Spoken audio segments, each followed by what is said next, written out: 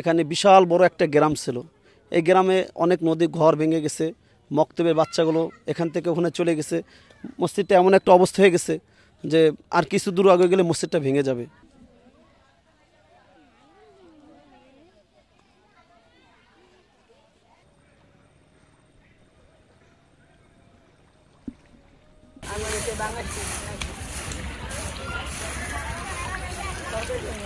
প্রতি বছরই আমাদের এই এই কৃত্রিমসা পদ্মার কোরাল গ্রাসে আমাদের এই গ্রামটা পুরা বিলীন হয়ে যাইতেছে।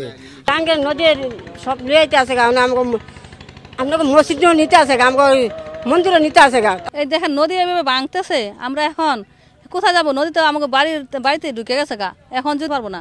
আমরা কোথায় যাবো? এমন জায়গাও নাই কোথাও, আর আমাদের সামর্থ্য নাই যে টাকা পয়সা দিয়া কোথাও বাড়া থাকবো বা আরো জায়গা বাড়া থাকবো, এরকম সামর্থ্য নাই আমাদের। আমরা এখন কি করব? আমাদের যে একটা পরিস্থিতি দাঁড়াইছে, এই নদী ভাঙনে আমাদেরকে এবং বিত্তহারা গলাইতেছে সব। এখন সব জায়গায় বান্ধে পাথর দেয়া, এই জায়গায় কেন বান্ধ হয় না? এই জায়গায় কি অন্য অপরাধ মানুষে করেছে? যেভাবে হোক আমাকে সরকার একটা সাহায্য করুক। ওষুধ বিটা ভাঙ্গা দিতে আছে গা, আমাকে এই বাড়িঘর ভাঙ্গা নিতে আছে গা। আমরা কিছু চাই না, আমরা চাই শুধু একটু সরকার একটু বস্তা ফেলা দিয়া যাক। সম্মানিত ডিসি সাহেবের প্রতি আমার আকুল আবেদন থাকবে এটাই, যাতে এই সমাজের মানুষ সুন্দরভাবে একটু বসবাস করতে পারে এবং এই নদী ভাঙ্গনের জন্য তারা যেন একটু করে যে বস্তা ফালানোর একটু ব্যবস্থা করে। লৌহজং, টঙ্গিবাড়ি এবং সদর উপজেলা ভিজিট করেছেন।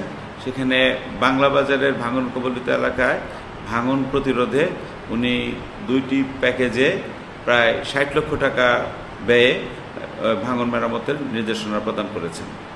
তো এটার কাজ গতকালই শুরু হয়েছে এবং এটা চলমান আছে এবং আমরা অচিরেই এই ভাঙন প্রতিরোধ করতে পারবো।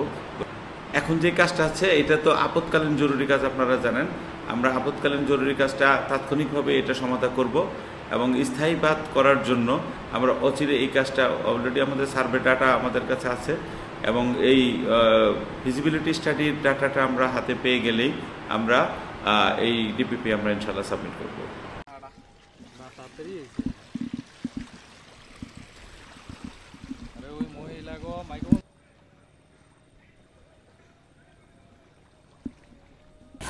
বাংলাদেশ